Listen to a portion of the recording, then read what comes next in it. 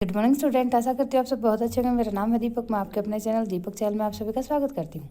आज हम हिस्ट्री के 8th क्लास की हिस्ट्री के फर्स्ट चैप्टर का सेकंड पार्ट लेकर आए हैं, जिसके अंदर हम देखेंगे कि किस तरीके से ब्रिटिशर्स ने हिस्ट्री को हमारे सामने रखा और हमने उसको ही फॉलो किया। व्हाट इज़ कॉलोनियल, कि कॉलोनियल क्या होता है। जैसे हम पहले पढ़ चुके हैं कि बहुत सारे जो क्रॉनिकलर्स थे उन्होंने हिस्ट्री को अलग अलग तरीके से डिवाइड किया। जो इंडियन पर्सपेक्टिव था, उन्होंने एक ऐसा पर्टिकुलर टाइम था जिसको कॉलोनियल बोला। उस कॉलोनियल जो पीरियड था उसके फीचर्स को हम डिस्कस करेंगे। व्हाट इज़ कॉलोनियल, हम देखेंगे कि कॉलोनियल क्या होता है। In this book you will read about the way British come to conquer the country and establish their rule। इस बुक के अंदर हम देखेंगे कि ब्रिटिशर्स ने किस तरीके से हमारी कंट्री को कन्क्योर किया और अपने रूल को एस्टेब्लिश किया। सबजुकेटेड लोकल नवाब एंड राजा, और उन्होंने किस तरीके से सबजुकेट किया, किस तरीके से प्रताड़ित किया हमारे नए जो पुराने नवाब और राजा थे उनको। You will see how they establish control over the economic and society. ये भी हम देखेंगे कि किस तरीके से उन्होंने अपने आप को अपने अंडर में ले लिया, अपने कंट्रोल में ले लिया हमारे देश की इकोनॉमिक और सोसाइटी को। Collecting revenue and to meet their all their expensive, और हमारे देश से ही वो रेवेन्यू कलेक्ट करते थे ताकि उनके सारे के सारे एक्सपेंशन को वो पूरा कर सके। Brought the good they wanted at low price, और जो गुड्स वो लेकर यहाँ से जाना चाहते थे उनको लो प्राइस पे वो परचेज करते थे। Produce crop they needed for export, और उसी तरीके के क्रॉप को ग्रो किया जाता था जिस तरीके की उन्हें एक्सपोर्ट करनी होती थी।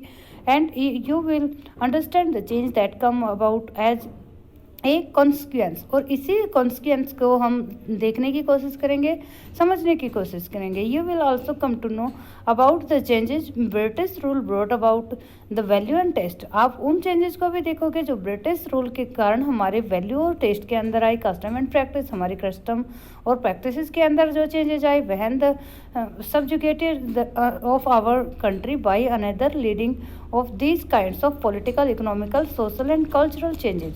और हम ये भी देखेंगे कि जब कोई एक देश दूसरे देश को सब्जुगेट करता है तो किस तरीके के चेंजेस वहाँ पर लीड करते हैं। पॉलिटिकल, इकोनॉमिकल, सोशल और कल्चरल चेंज का कैसे होते हैं। We refer to process as colonial, और इसी तरीके का जो प्रोसेस होता है उसको हम कॉलोनियल के नाम से जानते हैं।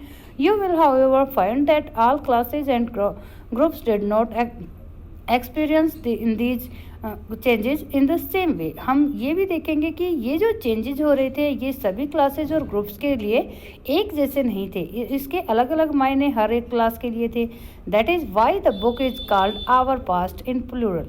यही रीज़न है कि इस बुक का नाम आवर पास्ट ना होकर आवर पास्ट है, क्योंकि इसका इफेक्ट हर लोग पर, जो पर्सन्स थे उन पर अलग अलग से पड़ा। हाउ डू वी नो, हम देखेंगे कि किस तरीके से हमने जाना है इन चीज़ों को। What source do historian use in writing about the last 250 years of Indian history. अब हम देखेंगे कि किस तरीके से कौन से वो सोर्सेज हैं जिससे हमें आज से 250 साल पहले की हिस्ट्री का पता चलता है। एडमिनिस्ट्रेशन प्रोडक्ट्स रिकॉर्ड्स, जो एडमिनिस्ट्रेशन थे उन्होंने प्रोड्यूस किया रिकॉर्ड्स को। One important source of the official record of the British administration, in जो हमारा हिस्ट्री को जानने का सोर्स है उसमें सबसे इम्पोर्टेंट जो है वो ऑफिशियल रिकॉर्ड है जो ब्रिटिशर्स के द्वारा हमारे लिए तैयार किए गए थे। The British believe that the act of writing was important. British ये मानते थे कि राइटिंग का काम बहुत इंपॉर्टेंट होता है। Every instruction, plan, policy, decision, agreement, invention has to be clearly written up. और वो मानते थे कि हर एक प्लान, हर एक पॉलिसी, हर एक डिसीजन, हर एक एग्रीमेंट, हर एक इन्वेस्टिगेशन को क्लियरली लिखना चाहिए। वंस देयर वाज डन, अगर ये एक बार हो जाता है, things could be properly studies and debate, और तो चीज़ों को अच्छे से स्टडी किया जा सकता है, अच्छे से उसके ऊपर वाद विवाद किया जाता है। This conviction produced N administrative culture of memos, notice and reporting. और यही जो कन्वेंशन स्टार्ट किया गया वो उसी से एक नया कल्चर स्टार्ट हुआ जिसमें मेमोज, नोटिस और रिपोर्ट्स तैयार की गई। The British also felt that moved from one branch of the administration to another in the early years of the 19th century can still be read in the archives।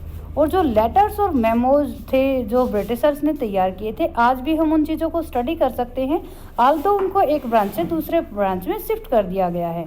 You can also study the notes and reports that direct district officers prepared on the or the instructions of the directive that were sent to the official at the top of the provincial officer। और हम उन notes को, उन reports को भी पढ़ सकते हैं जो कभी तैयार की गई थी ऑफिशियल्स को पहुंचाने के लिए, अपने बारे में इंस्ट्रक्शंस देने के लिए। इन द अर्लियर ईयर्स, जो पहले का टाइम था of the 19th century, these documents are carefully copied out. इन डॉक्यूमेंट को केयरफुली कॉपी करवाया जाता था and beautiful written by calligraphist, जो ब्यूटीफुल हैंडराइटिंग के पर्सन होते हैं जिन्हें हम कैलीग्राफ बोलते हैं, कैलीग्राफर बोलते हैं, उन्हीं के द्वारा इनको लिखवाया जाता था। That is by those who specialised in the art of beautiful writing. वो पर्सन होते थे जो स्पेशलाइज होते थे उनकी आर्ट में, ब्यूटीफुल राइटिंग की। By the middle of the 19th century,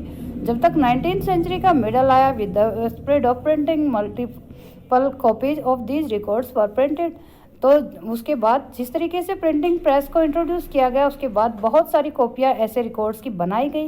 and the process of each governor department, और उनको हर जगह पर यूज़ किया जाने लगा गवर्नमेंट डिपार्टमेंट्स के अंदर। When New Delhi was built, जब न्यू दिल्ली को बनाया गया, the national museum and the national archive, जो नेशनल म्यूजियम और नेशनल संग्रहालय हैं, were both located close to the viceroy palace. उन दोनों को ही वाइसरॉय पैलेस के पास रखा गया।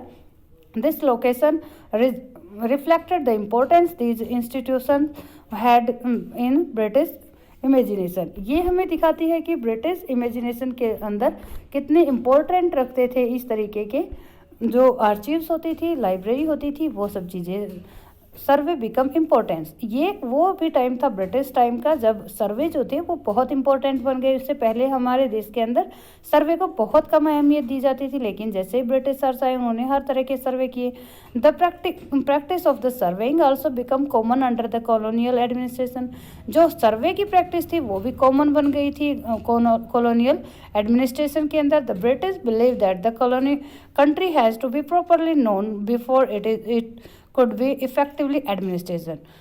ब्रिटिशर्स मानते थे कि किसी भी कंट्री को पहले अच्छे से जानना चाहिए, उसके बाद ही हम उसके ऊपर एडमिनिस्ट्रेशन कर सकते हैं। By the early 19th century तक detail survey was being carried out to map and the entire country.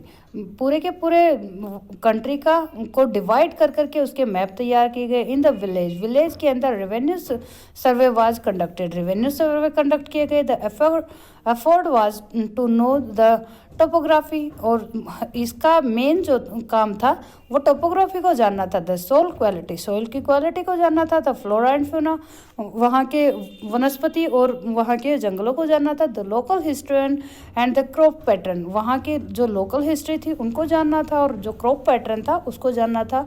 All the fact scenes as necessary to know about the administration the region, और ये सारी चीज़ें important हो गई जब administration के लिए इनको यूज़ किया गया। From the end of the 19th century, अगर हम 19th सेंचुरी के एंड की बात करते हैं, census operations were held every 10 years। Census भी हर 10 साल के बाद होने लगी। This prepare detail record of the number of people in the all provenance of India, और इसी के द्वारा जो पूरे के पूरे इंडिया के अलग अलग प्रोविनेंस में लोग रह रहे थे उनके रिकॉर्ड सरकार के पास होने लगे। नोटिंग इन्फॉर्मेशन और ऑन कास्ट, और उनकी जो इंफॉर्मेशन थी कास्ट के बारे में, रिलीजन के बारे में, ऑक्यूपेशन के बारे में, वो भी सरकार तक पहुंच गई। There were many other survey, इसी तरीके के दूसरे सर्वे भी थे जैसे botanical survey, geological survey, archaeological survey, anthropological survey और forest survey.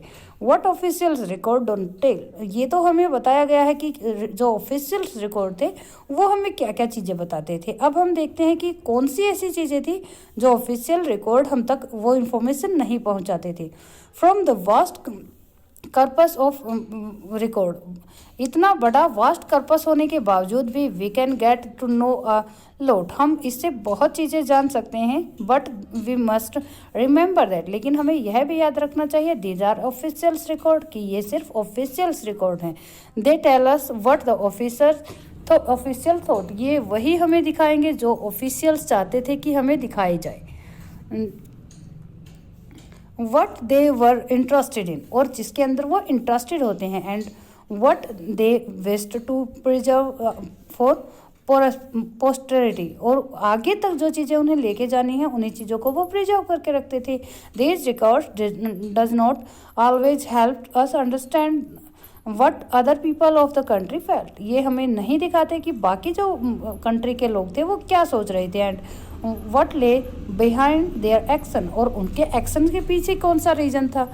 For that we need to look elsewhere, इसके लिए हमें बाकी जगह देखना पड़ेगा, इसके लिए हमें दूसरे रिसोर्सेज को देखना पड़ेगा। When we begin to search for these other sources we find them in plenty, although जब हम इन चीज़ों को देखते हैं, रिसोर्सेज का पता करते हैं, तो हमारे पास प्लेंटीफुल होते हैं, बहुत सारे रिसोर्सेज ऐसे मिल जाते हैं, थ्रो दो they are more difficult to get, लेकिन उनको प्राप्त करना बहुत डिफ़िकल्ट होता है देन ऑफिशियल्स रिकॉर्ड की तुलना के अंदर।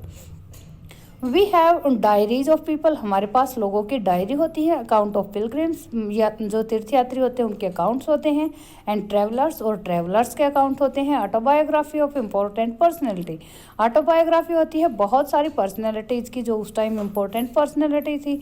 The popular bouquets that were sold in the local बाजार, और जो बुकलेट होती हैं पॉपुलर, उनके अंदर भी जो लोकल बाज़ार में सोल्ड होती है उनके अंदर भी उस टाइम की बहुत सारी चीज़ें हमें मिल जाती हैं, उन कॉमन पर्सन की झलक मिल जाती है। हैज प्रिंटिंग स्पीड, जैसे जैसे प्रिंटिंग बढ़ी, newspaper were published and issued were debated in public, newspaper को पब्लिश किया जाने लगा और वो हर तरह फैल गए, पब्लिक के अंदर डेबेट का विषय हो गए। Leaders and reformer wrote to spread their ideas, leaders ने और रिफॉर्मर्स ने भी अपने आइडिया को स्प्रेड करने के लिए लिखना स्टार्ट कर दिया। People poets and novelist wrote to express their feelings, और पोइट्स और नॉवलिस्ट ने भी लिखना स्टार्ट कर दिया ताकि वो अपनी फीलिंग को एक्सप्रेस कर सकें। All these sources however were produced by those who are literate, although ये सब चीज़ें उन्हीं तक पहुँच थी जो लोग लिटरेट थी। From these we will not be able to understand how history was experienced and lived by the tribal and the peasant, इसके द्वारा भी हमें उन लोगों के बारे में पता नहीं चलता जो लिटरेट नहीं थे या फिर जो पीजेंट और ट्राइबल पर्सन्स थे जो शहरों से बहुत दूर रह रहे थे। The worker in the mile, और जो माइल के अंदर वर्कर वर्क कर रहे थे, और the poor in the street, और जो स्ट्रीट्स के अंदर पुअर लोग रह रहे थे उनकी लाइफ किस तरीके से की थी वो हमें अब भी नहीं पता था। Getting to know their life is a more difficult task, और उनके जीवन के बारे में पता करना एक और भी ज़्यादा डिफ़िकल्ट टास्क हो जाता है। Yet this can be done, Aldous ये चीज़ें की जा सकती हैं, पता किया जा सकता है। If we make a little bit of effort, अगर हम थोड़ा सा प्रयास और करते हैं। When we read this book, जब हम इस बुक को पढ़ेंगे, you will see how this can be done, हम देखेंगे कि ये चीज़ें हमें हमारे सामने कैसे आ रही हैं, किस तरीके से हमें जो पुअर लोग हैं, पीजेंट हैं, ट्राइबल पर्सन हैं, उनके लाइफ के बारे में पता चलता है। ओके बच्चों, तो आज हमारा चैप्टर यहीं पर ख़त्म होता है। आशा करती हूँ आपको वीडियो बहुत पसंद आया। अगर वीडियो पसंद आया तो लाइक करना, चैनल को सब्सक्राइब करना। God bless you all.